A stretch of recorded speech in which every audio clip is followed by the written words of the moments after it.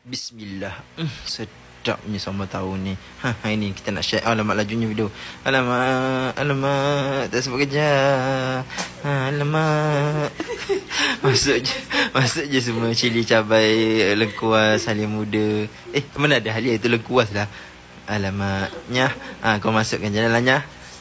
Ini adalah tak apa. Kita memang buat video bersih macam ni. Laju. Masuk. Siap. Ini air asam jawa. Siap. Okey, ini kita nak test. Bismillah. Oh, cabai ni kena pecah. Silap. Aku orang Terengganu panggil tu panggil lada lah, bukan cabai. Okey. Bismillah. Nyam. Delicious. Okey. Makan lagi. Wow, marvelous.